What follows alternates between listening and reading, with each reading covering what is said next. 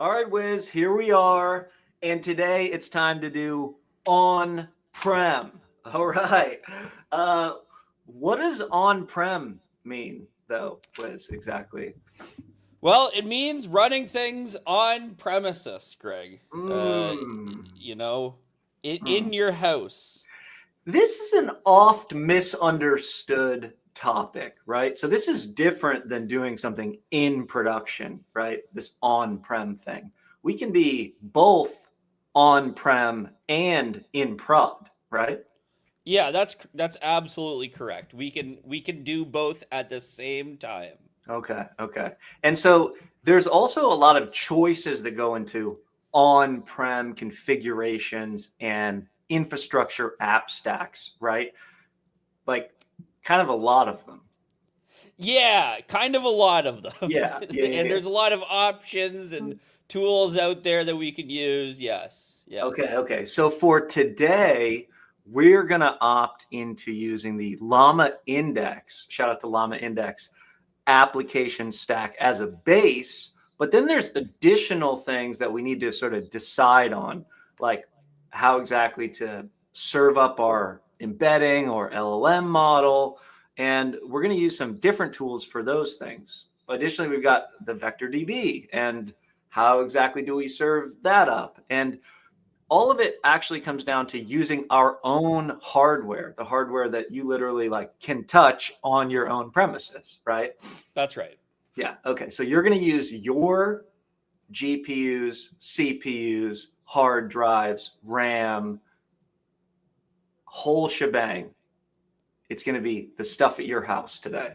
It's gonna be the things that are in my home. Let's Yes. go. Okay, so we're going to use the LlamaIndex stack as a base. We're going to walk through the ways we decided on other pieces and why we made those decisions. And we'll talk exactly about the hardware you're using today. So by the end of the day, anybody that wants to do something on-prem over the holiday, they're going to be ready to get after it and build, ship, and share something hopefully pretty legendary on-prem. But this is a big topic, and so we're going to have a pretty wide-ranging discussion today.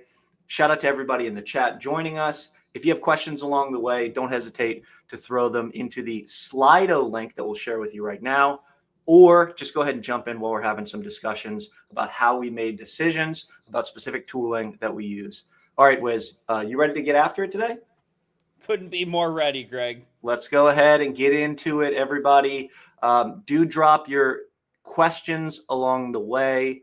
We will address any and all of them that come. We've got some context setting to do here at first, but there'll be plenty of opportunity to dig in as we get started with the concepts. And we see Wiz back in a little while for quite the on-prem demo. So you won't want to miss that. All right, let's go ahead and kick it off. On-prem Agentic RAG today, we're going to be doing for report generation. So obviously, we want to be in buzzword compliance, RAG, agents, and then the one kind of thing that we're seeing, whether it's from cloud's computer use coming out or from enterprise generally, is a lot of times these types of docs that people need to fill out, boring, kind of monotonous reports.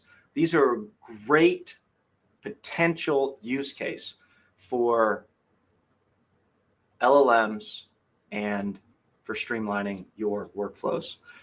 So that's why all this is coming together. It's a lot to cover in one session. So we want to really clarify exactly what we're aiming at today before we get into it. We want to understand on-prem first and foremost. We want to understand what an on-prem app stack is and how it differs from cloud stacks.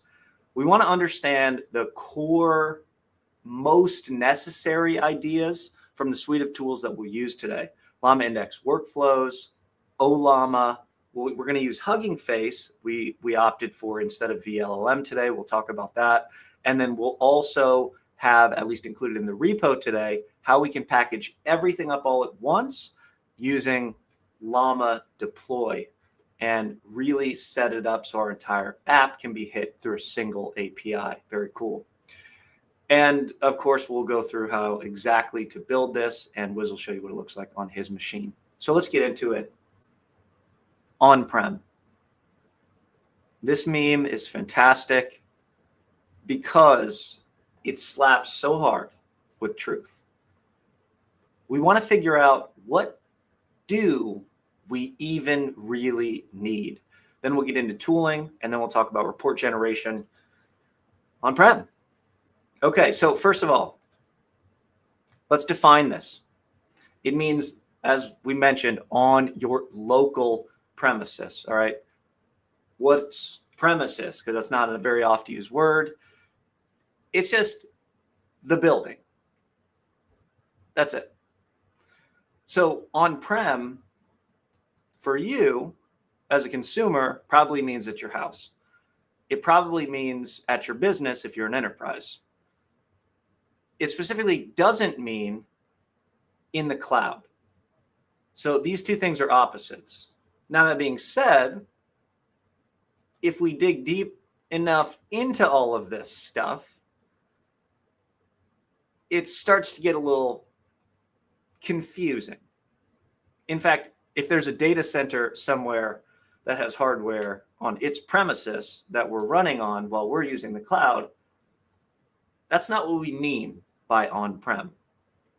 Now, specifically, we're always interested in LLM applications. And I want to focus in here as we talk about on-prem to start with LLMs. And when it comes to LLMs, obviously the most important thing that everybody knows about, we've got to make sure we are leveraging GPUs. So when we think about on-prem with LLMs, we're often thinking, oh, I need massive GPUs, or I need a GPU cluster or something like this. Now, what do we need GPUs for? Well, we need them for optimizing inference or training processes. It could be pre-training, fine-tuning, post-training. But really, in this GPU space, we're really kind of leveraging GPUs for LLMs. And typically when we build applications, we're leveraging GPUs for inference, much more than for training. Now, just to clarify some language here, like, we want to serve models up so we can do inference on them. When we do the inference, we're doing that on GPU. Okay, great. Now, that's for large language models. But there's other stuff that we also need besides LLMs to actually be able to build production LLM applications. You know, there's stuff like embedding models, which are also LLMs. There's stuff like vector databases. There's the actual data. And of course, we're going to talk about Agentic RAG today. So it's like, where exactly do the agents live on-prem? These are good questions. We can take a step back and sort of say, like, okay, in terms of this kind of GPU paradigm we're in terms of what I actually need on-prem for hardware, what is it that I need? Well, you could say, well, it's not exactly GPUs. More generally, it's compute, also CPUs. I also need those. But it's also not just GPUs and CPUs. I also need memory. I also need storage. And so we have to sort of clarify what we mean when we say running something on-prem. We can start by asking, what are we running on GPU? And the answer is just the LLMs, just the chat and embedding models. That's it. But the other stuff runs on other stuff. In fact, the LLM runs the compute on GPU and also runs its memory on the GPU RAM, basically the stuff that's attached right to the GPU. The embedding model, same, easy. But then when we look at something like a vector database, a vector DB, just full of all of your datums, is processed by the CPU and is stored in RAM. Now, asterisks here, you can actually use a GPU to accelerate vector databases, like with the one we're going to use today, but we're not going to do that. First, sort of optional thing to consider here. When we think about the data pipeline, that's a classic. We're going to process it using the CPU, and we're going to store it on our hard drive. When we talk about agents, agents are on CPU. And the only time agents are going to hit the GPU is when we need to talk to the model, when the agent needs to do some reasoning and needs to do something that requires us interacting with a model. If it's reasoning or if it's acting out and doing a function call, we're actually leveraging an LLM there. So that's going to kind of get us into that GPU space. And so, for on-prem, we need all of the classics, literally. And we need to make sure that we've got everything set up and we know what's going where, who's going to talk to what, and how this all comes together. Okay, so all that's great. One of the big questions you might be asking right now is but why on-prem? And it's real simple. There's one answer, and it's private data safe on-prem. We're not exposing it, let's say, to the outside world. We're not exposing anything that's going to allow people to get access to very, very important, proprietary, maybe personally identifiable types of information. And then just as a quick reminder at this point, quick note on production. We're not talking about production. Production simply means that you're running the application and it's never going down. That's all it means. And so we can deploy a production Agentic RAG application in the cloud. It's running, it's never going down.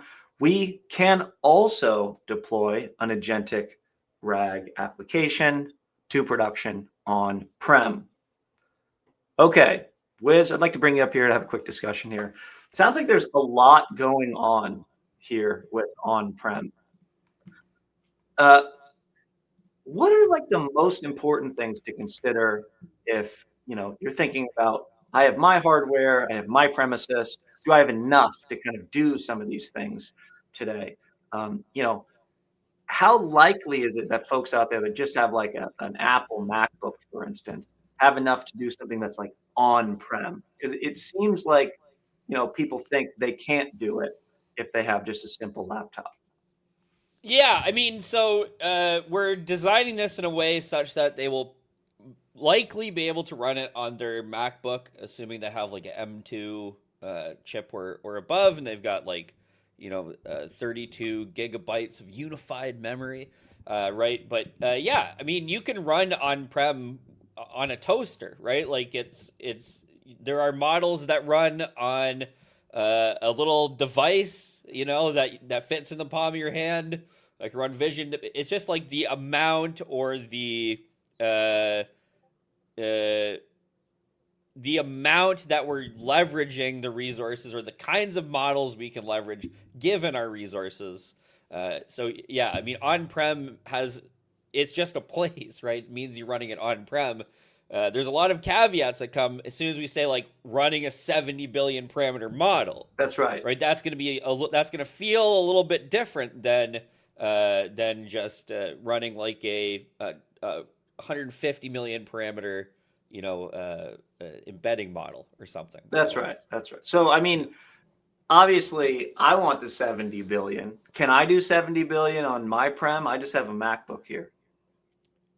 Maybe. No. Yeah. I mean, maybe if you have enough unified memory, ollama will run it, right? Llama CPP might run it. If we quantize enough and so this is the thing, right? There's not you're not going to run a 405B model, right, on your MacBook, unless it's severely degraded in performance. But you can run surprisingly large models even just on your laptop, right? It all comes down to uh, all of these events we've done on quantization and inference optimization, right? It's all coalescing into this kind of unlock for on-prem. Now, whether or not it's production grade on-prem, right, with thousands of people using it, a little bit different. Yeah, okay. And it might take a while to run the model if you're doing it It will. on-prem, right? Yeah. Yeah. Okay. So when we talk about production, we mean running. It has a good user experience. It responds quickly. It's the kind of thing that like you're not sitting there waiting, having a bad time. Okay. All right. So if you have more questions about on-prem, throw them in the Slido, throw them in the chat. Thanks, Wiz. Let's keep it rocking and rolling for today. Once we sort of get to the point where we're like, okay, I feel like I have figured out what hardware I need, whether it's at my business, whether it's in the cloud. If I want to do prem, it's not in the cloud, or whether it's at your house. The hardware then is going to be like, check, we're good to go there. Given that hardware, I need to choose my on-prem stack. And sort of the general approach to a stack that we can take today is based on leveraging in-context learning, simply putting stuff in the context window. And this is something that has held pretty steady, the basics of a simple production LLM application stack. We kind of look at this in 3 stages. The first stage is the data pre-processing stage. Then we construct the prompt, what we're putting in context, and then we actually need to do inference and execute the prompt. And so we can kind of look at the application stack like this, where initially this embedding part of the stack is going to include our data pipeline, it's going to include our embedding model, and it's going to include our vector database. Now, note, we already talked about the embedding model is going to run on GPU. The vector database is not. The data is also not. And then we have some orchestrator in the middle. This gives way to this retrieval part of the stack. Now, this is quite interesting where we sort of are starting to do this agentic RAG. And we've covered this in great detail elsewhere. We're focusing in on on-prem today, but the embedding model in vector DB, along with any outside APIs, this is where you get your agentic behavior and your function calling and hitting outside current data, or maybe inside internal APIs if you're doing this on-prem that are maybe your specific databases, and maybe we're engaging with those here because it's quite easy to do once everything's private and we're doing this in a way that's hosted locally. And then we can sort of play with prompts and do this kind of thing. And we can host our app in its entirety as well, sort of as an API, which is quite nice. Finally, there's inference, and there's a lot that goes into this. We'll sort of avoid any of the kind of LLM ops part of this today because we're simply prototyping something. And we're not going to use any proprietary APIs because that would be crazy, because we want to do this on-prem and keep our data private. So we're going to use an open API. So our stack today, we're going to leverage LlamaIndex as an orchestrator. We're going to show you how you can also leverage llama-deploy to sort of put it all out there in a single API. We're going to use Hugging Face pipelines actually to host our embedding model. We're going to use Quadrant as a vector database, and we're going to leverage ollama to be able to host Llama 3.1. 70 billion, I believe, is what we're going to use today. So let's take a look at some of the tooling. And, when you look around at this tooling, it starts to make a little bit of sense. Top line on ollama. With ollama, all your interactions with LLMs happen locally without sending private data to third parties. Huh, okay. Dope. That sounds like what we want. And initially when we had scoped this out, we thought we were going to go ahead and use VLLM to kind of host the embedding model, or perhaps also the chat model. We're actually using Hugging Face. And when we say we're using Hugging Face, it's important to note that we're not using Hugging Face inference endpoints, which solves the great problem of running inference on GPUs that maybe you don't have, because this is in the cloud, right? Now, what underlies Hugging Face inference endpoints is an optimized inference engine, that we're also not using, called text generation inference. And this is great. It has a lot of different sort of high level and lower level optimizations to allow us to do very fast inference. We're not using this either. Rather, what we're using kind of one of the more classic pieces of tooling here, Hugging Face pipelines. Top line on this are a great and easy way to use models for inference. Okay, well, that's kind of hella confusing. Wiz, I wonder if you can break this down for us. It seems like even though there are more optimized ways that we could do inference, like with TGI, we're not using that here. Does that have something to do with on-prem? No, kind of. My on-prem, Okay. right? So it has little to do with generally on-prem and more to do with the specific resources that I have available. We using something like TGI, first of all, TGI is not as open source as it used to be. Kind of sad, but there it is. Hugging Face pipelines, and when you talk about like inference endpoints are explicitly not on-prem, right? They live in the cloud somewhere. They aren't owned by us. We can set up more secure enterprise security versions of enterprise endpoints, but very specifically, they ain't running here.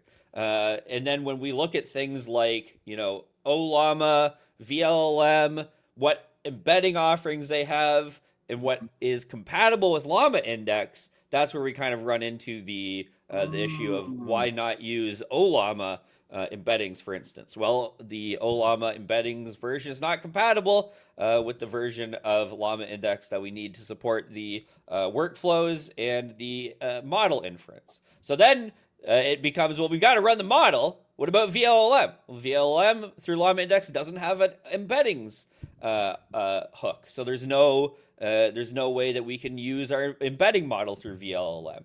And then it becomes, well, we've got to have an embedding model, right? We can't just not have one. Right. And so we use the pipeline because it works, it does the job, it loads our model onto the GPU, it does inference faster than just us wrapping the literal transformers class. And so that's why we use it. Supports batch operations, which is useful when constructing the index, etc. Yeah.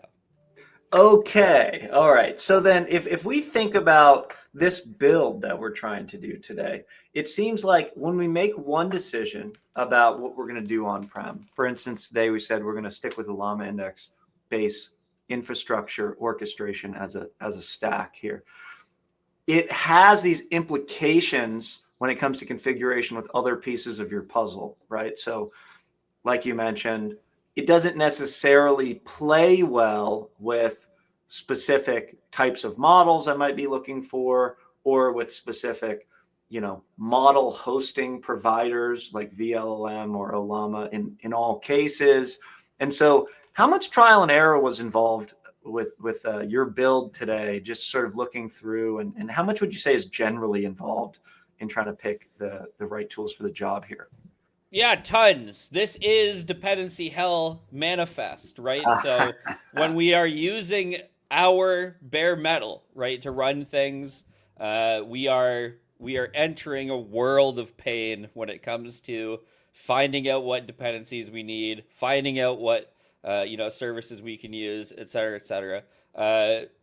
The crux of it is that we might not have a high enough capacity GPU.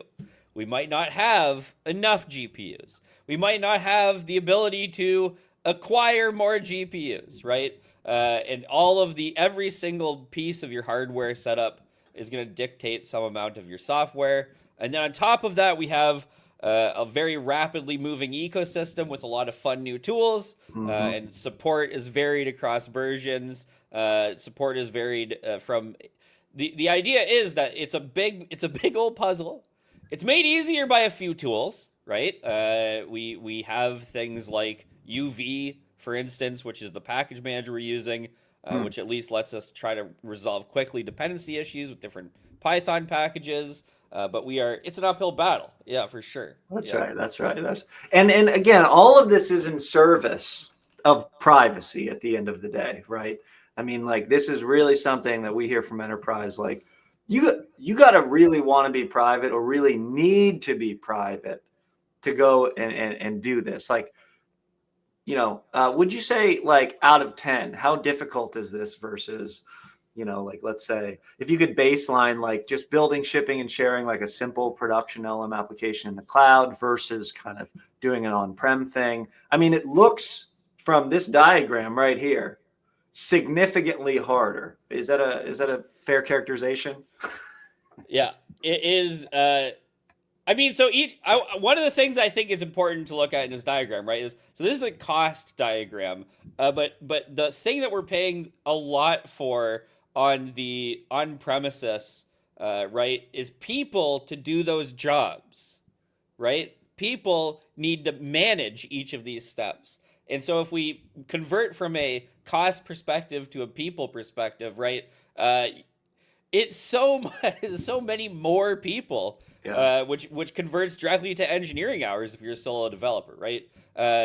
Because you don't have more people as a solo developer. So yes, running on-prem certainly is going to cost you more effective engineering hours, because you have to fight these things all the time, and you have to fight these little nitpicky things that the CSP is just works out of the box, man. But that's their guarantee. That's why they charge. Yeah, So that's right. That's right. Okay, all right. That's been super helpful. I'm going to go ahead and introduce the rest of the tools, and then we'll get to the demo. See you back shortly, Wiz. All right, so it turns out that, there's just a lot that goes into this, but there's not a whole lot that goes into the rest of the tooling that we have to sort of go over here. So first off, we're going to pick a vector database off the shelf that we like. This is one of the best practice databases to pick up open source, Quadrant. It's good, it's fast, it's scalable. There you go. All right, so that's really all we need. Vector databases, you can pick many different ones. They're often going to work quite well. This is kind of a mature part of the stack. Now, LlamaIndex here has recently released LlamaIndex workflows, and we're going to leverage that, but there's some other pieces as well.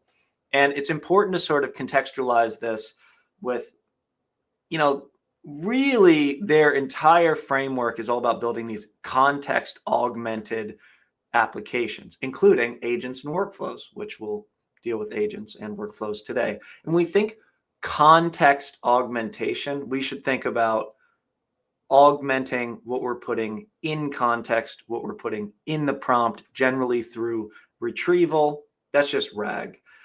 We've covered RAG and agents elsewhere, but it's important to just sort of note that what LlamaIndex calls an agent here is relevant to our build today. A semi-autonomous piece of software powered by an LLM given a task and executes a series of steps. Whereas a workflow that we'll sort of leverage today is an event-driven, step-based way to control the execution flow of the application. So we see agents are executing a series of steps. Workflows are in this event-driven, step-based space. And so there's two easy pieces to workflows that we'll leverage today: events and steps. So for those event-driven architecture comfortable people out there, events should be pretty straightforward, but we'll talk about those in a second. For steps, those are definitely straightforward. Steps are kind of just like, they're just Python functions, okay? So they could really be anything. They could be like a single line of code. They could be a complex agent. And they're triggered by and they emit events. And events, just like in other frameworks, are tracking state, okay? That's what they're doing. We want to sort of make sure that we're always keeping track of the state of affairs in our agentic workflows as we're cycling through different aspects. So that's what events help us to do.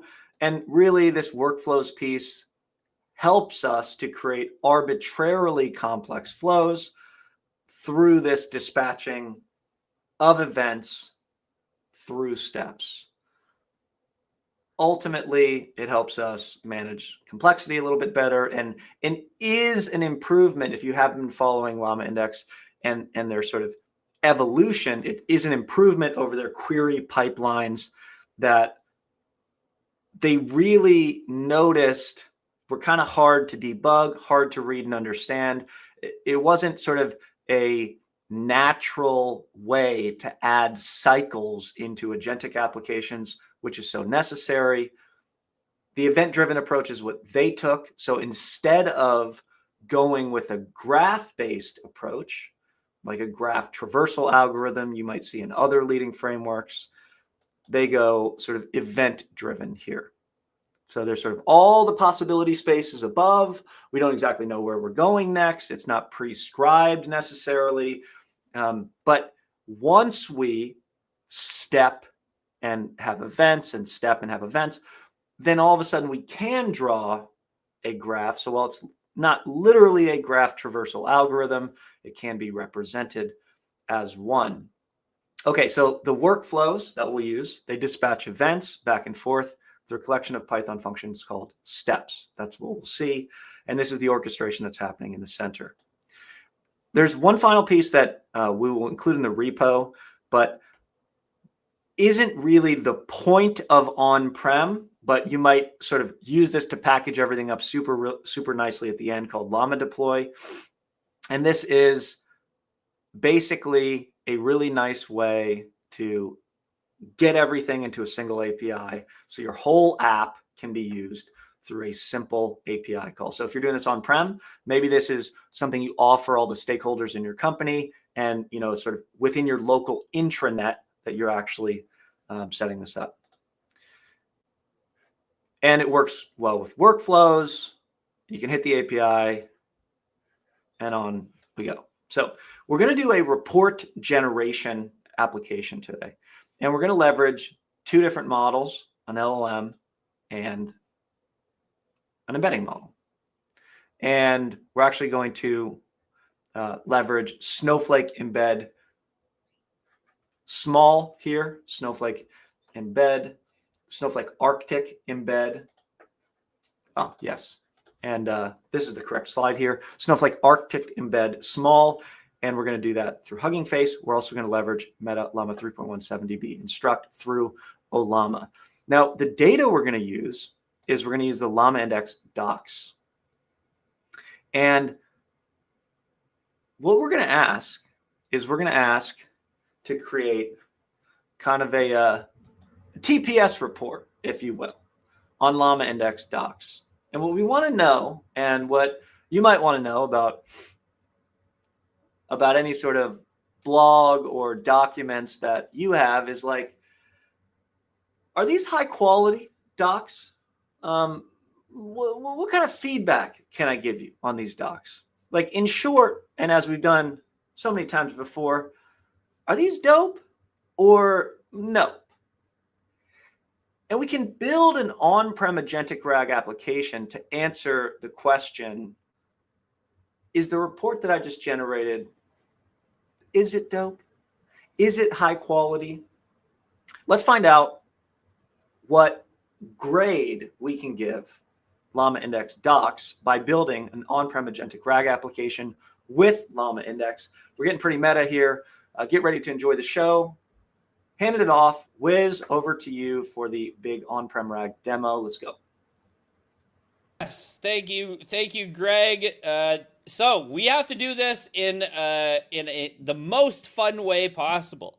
There's a lot of screens that are going to happen. At some point, we're just going to hit you with a lot of screens all at once. Very sorry about that. Such is life of on-prem. Okay, but we're going to start with a familiar site. This is just a notebook. We all know notebooks. So a lot of questions in chat. Can this be done with LangChain? Sure, absolutely. Yep, no problem. But we're using LlamaIndex today because it's dope. And then, you know, some questions about like what is running where. I'm going to tell you what is running where when we get to it. So first thing we do is we have a Nest async IO. This is just because we're in a notebook. That's it, period. Okay. Then we have a wall of imports. Not so bad. We're going to create a data out directory. This is where we're going to store our output. That's crazy. Then we have a doc retrieve prefix and a chunk retrieve prefix. Basically, the way this works is that we're going to have a dual retrieval system, both from the doc level and the chunk level. You don't have to worry about it too much more than that is what we're doing. We're going to spend much less time on the actual notebook llama flow because we have an event on that already, but that's the idea. Okay. Then we have to make an index, right? So this is a classic thing that we do. Normally we just hit OpenAI. You'll notice though, we don't have, get pass. We have no API keys so far. And that's part of the beauty of being on-prem. So what are we going to do? Well, we're going to use all of LlamaIndex's blogs as our source material, and our source material is going to be leveraged by this index. We are going to scrape every single document in LlamaIndex's documentation, and then we are going to create an index from that. You'll notice that we have, all of this helper functions helping us out, and nowhere do we have OpenAI, right? In fact, we don't even have an embedding model defined yet. So what we do is we define it here. You'll notice that we're using the Hugging Face embed. You'll notice that we're pointing at Snowflake Arctic embed small, and then we create our index, which includes our vector store. So what's happening is that under the hood, we still have to touch the internet, right? We need to get LlamaIndex's documentation. LlamaIndex's documentation is on the internet, right? So we have to pull it down. Past that step, we no longer need to touch the internet. Okay, then we move to the actual embedding. The embedding is being handled by this embedding model, which is being attached to our GPU to be run. We're going to look a little bit at how that looks once we zoom out a little bit past the notebook. Okay, so we now look at the next section, which is that we've embedded everything. We're just hitting our GPU, right? That's it. No big deal. And then we embed all 1,600 or so of our docs minus 2 due to web page formatting issues. And then we generate a tool. Now, really quickly, this vector index is created in Quadrant. Quadrant, which is being run on our system. So if we go to our, if you'll permit me, the absolute, terrible goodness of sharing a different screen, which is it's tough, but here we go. Okay, so you'll see that we have this output here. So this is what's called the NVIDIA SMI output. You'll notice that we have our GPU, which is going to be here. This is going to have occupied a total of about 30 gigs of the possible 46 gigs we can play with. Okay, that's fine. And then we can look at why that is, and we can see that there's an ollama server running, and then we can see that this on-prem agent is taking up some amount of memory on the GPU, in this case, about a gig. This about a gig of, or just over a gig, sorry, of GPU memory is actually the embedding model, right? So it's being attached to our GPU through the process that's running it, right? Classic. Okay, so now let's look at what we have for Docker. So our Docker, we had a VLM instance open, but more importantly, we have a Quadrant container open.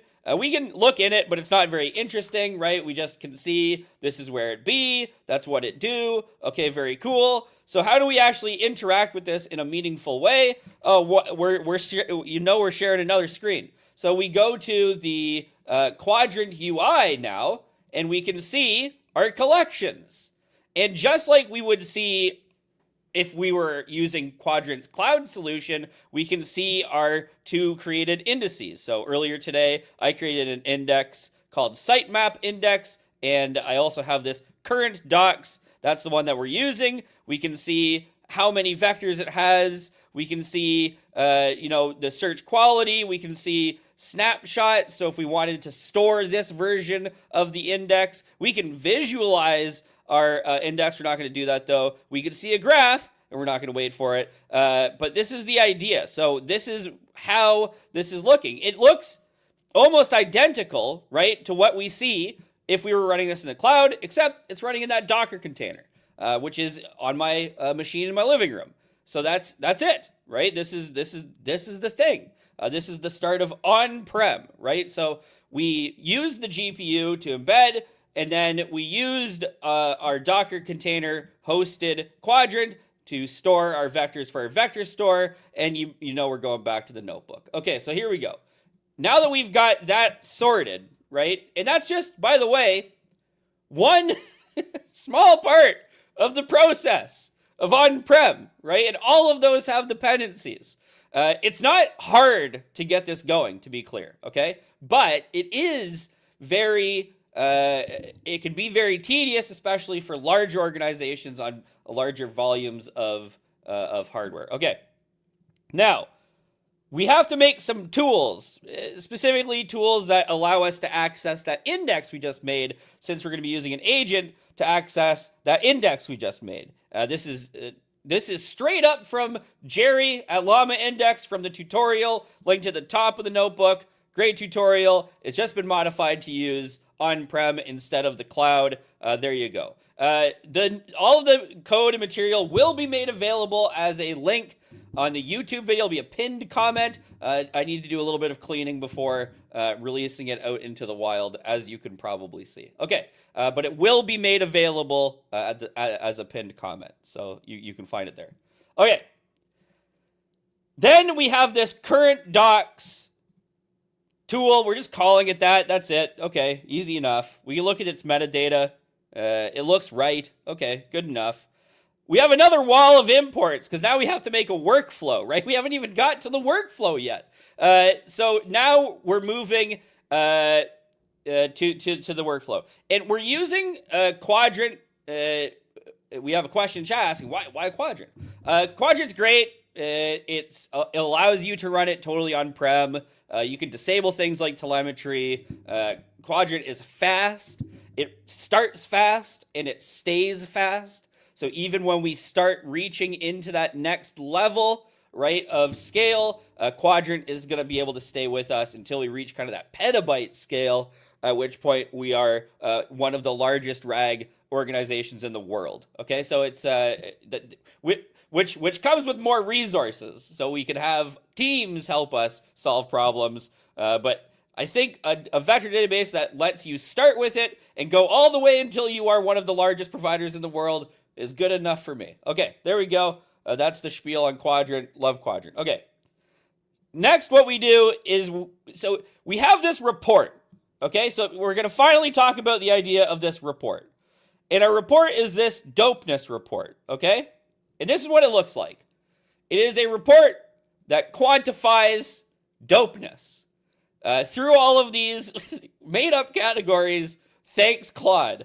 Okay, so we have this TPS report, which you'll hopefully remember is from Office Space, right? And we have this document version. We have all this stuff. We have this executive summary. It's all kinds of cool stuff, okay? And then we have some vibrational analysis, like is it fresh, cool, innovation, and stylistic, right? We have some cultural resonance. Meme potential is a big one for us at AI Makerspace. Technical excellence, this one's just kind of like normal. Risk assessment, how cringe is it, right? And then, yeah, exactly. It's a great KPI. Okay, and then we have the final determination, check mark, X, is it dope or nope? And then we have an attestation saying that you did the thing. Okay, So that's what we want to fill out. We want to take LlamaIndex documents and ask the question, right? Is it implemented well? Is it trendy? All these other things. There you go. Okay. So in order to do that, we need to break it down into problems. Again, thanks to Jerry from LlamaIndex providing an excellent tutorial. What we look at is the agent prompt, which is going to make some questions for us. And then we're going to extract those questions into some keys. We are always going to extract some questions, and then there you go. Okay. Then we're going to generate an output. And the output is going to be the same template but filled in. And that's the important piece, right? This is the unlock. That's the value, right? It is the same template but filled in. That would take someone a lot of time to sift through all these documents. Oh my goodness, all this other stuff, right? Instead, we can just have the AI do this. Now, are the results amazing? We're going to see at the end if we feel that they're amazing or not. But most importantly, they are filled in, and that's good. We are using a local model, which is smaller than some of the closed source big models, but you'll see that it suits the task just fine. And I'm going to make sure I'm just going to zip through the rest of this actual workflow implementation. We have a whole event on workflows. We set up some events. We set up some steps. We create our workflow class. It's going to parse things. It's going to extract things. It's going to write things. It's going to answer things. It's going to do everything we need it to do. Okay. More on events and the EDD in the other event. And then we have our, and this is crucial, our ollama, Llama 3.1 70B model hosted on this endpoint. And then we hit it. We do the dopeness report. We also can draw it. We'll look at the drawing in a second, but that's less important. And then we do the thing. We extract a bunch of questions, and then we answer all of those questions in this final report. Data out dopeness, final output. Okay, document version 1.0, just made that up. Reference, it just made this up, And then we get this fresh factor 85%, coolness quotient 90%, innovation index 88%, style coefficient 92%. As you can see, these are all just filled in. The mean potential is significant, by the way. I don't know what that means. I don't know how the LLM got there. That could be something we could add in the future, determining how it determines these. Implementation quality is an A. Cringe factor is only 10%, not bad. And then this is certified dope for 90 days from issue date, certified by the senior dopeness analyst. So, is this really high quality, right? And the answer is, yeah. It fills in the things, and it fills them in kind of how we want them to be filled in, right? It doesn't miss often.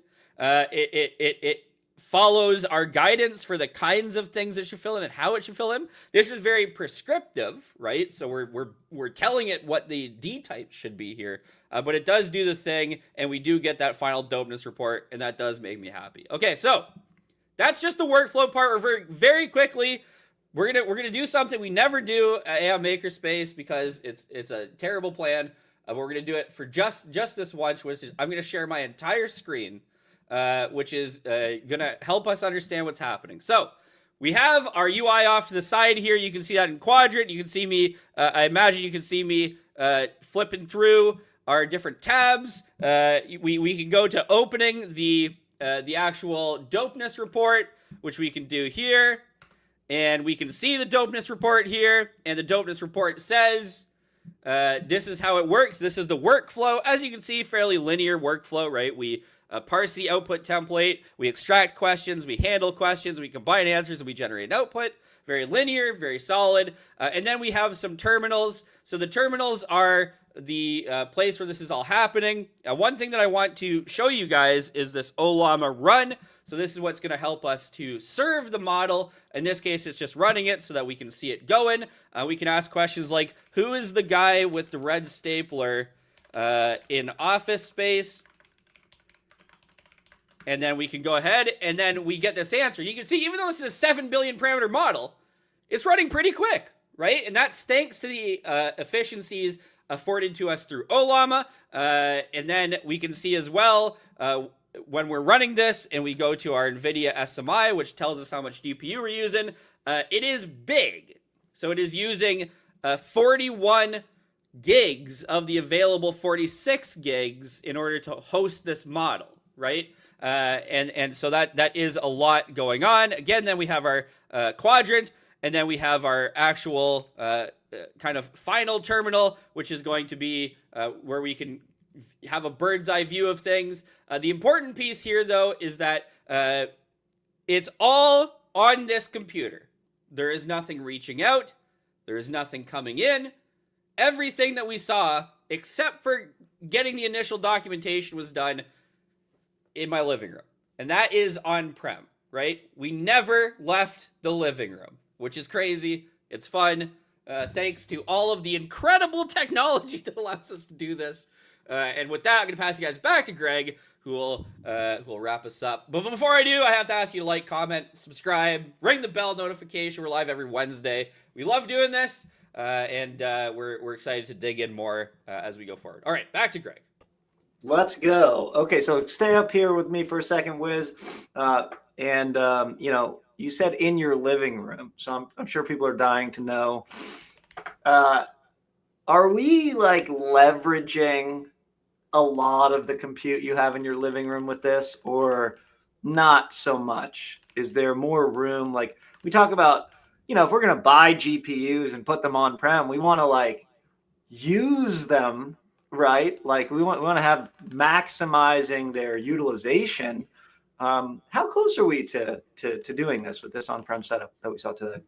Extremely close. In fact, we're near the maximum. So the 70B model, as we saw, took up 41 of my available 46 gigabytes of GPU RAM. That model is, we're not fitting a bigger model on that, right? And as well, we have the embedding model running on the same GPU. So we could expand to another server, or we could use, my workstation, but that's all kind of tapping the GPU on that particular workstation.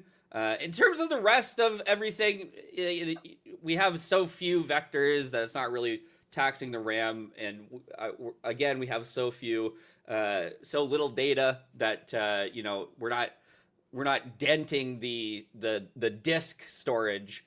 But we don't really want to be, right? We want to have things as fast as possible. We want to have them in fast memory so that the user experience is delightful, and that's where we're at. But it's pretty close to maxed, yeah. All right. So that sweet GPU is burring today in the living room. Let's go. Keeping us nice and warm for the winter. Yeah, that's right. It's getting cold up there in Canada right now. Okay, so we saw that we're doing this on your premises, not in the cloud. That's right. So we needed GPU with VRAM, we needed CPUs and RAM and hard drive. And the components that we used here, from the LLM to the embedding model to the vector DB to the data pipeline to the agents, they all are going to leverage different components of this hardware. The bottleneck is typically going to be that GPU. It's typically going to be for LLMs, not the embedding models are typically smaller. And as we saw, dependency hell is super real for on-prem. And again, why are we doing this? To keep all of the data super private, which actually wasn't necessary today with the LlamaIndex docs. That's obviously public. And LlamaIndex docs, scoring officially. Dope. Okay. All right. So let's get into Q&A, guys. We have some great questions coming in the Slido. So please upvote your favorites. Any benchmarking on replicating this on an M4 Pro or M4 Max? What do you think? No benchmarking occurred today. You can't run this on a M4 Max unless you have at least 40 gigabytes of unified memory. That's for sure. So if you upgrade to the 64 gigabyte package, you'd be good. If you're on the 32 gigabyte package, then you'd run into issues. It would actually still run, but it would offload some of the inference to the CPU, which would mean it would run slower. Okay.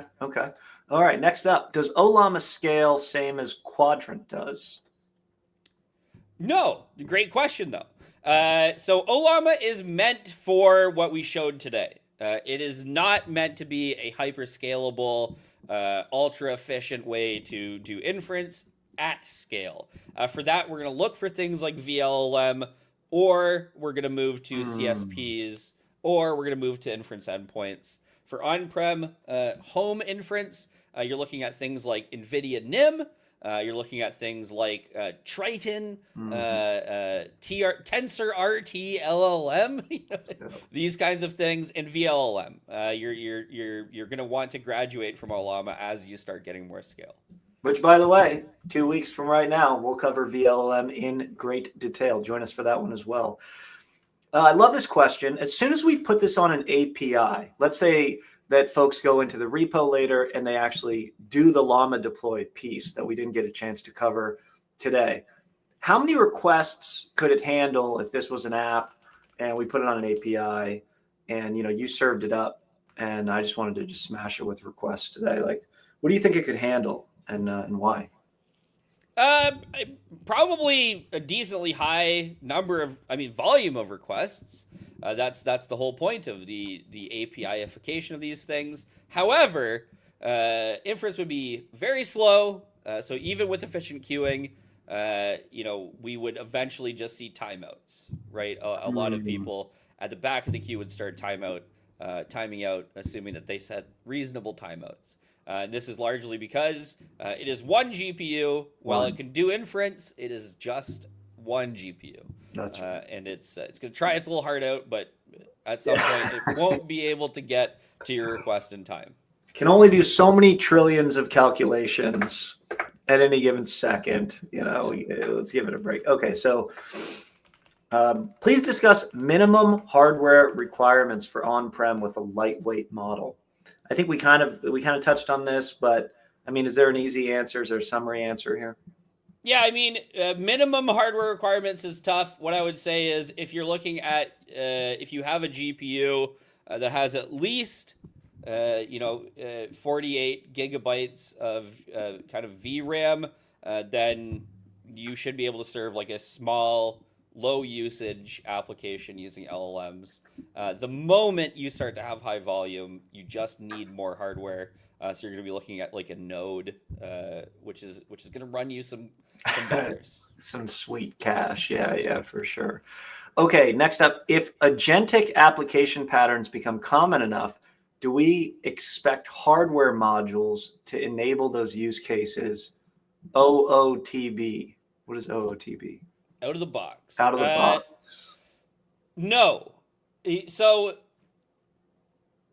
the thing that you have to remember, especially about hardware, and especially about agentic patterns. Agentic patterns are designed to be hyperflexible. Hardware is typically not designed to be hyperflexible, right? Our hardware is usually good at something, and it's usually very, very good at that thing.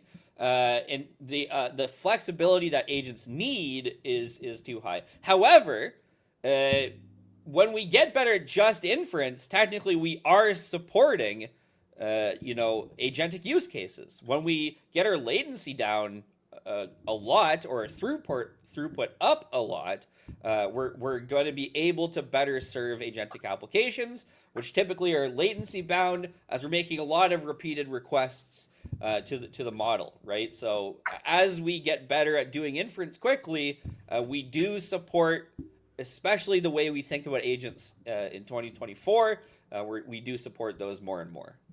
Okay. There's a quick question. Is this up for viewing forever? Yes, as soon as it's live, it's officially on YouTube forever. So you guys can come back and review this. Last quick question here before we close out today. Why Snowflake embedding Arctic? Snowflake Arctic embed small. Any particular reason we picked this one off the shelf today? It's fast. This isn't like a native RAG use case, right?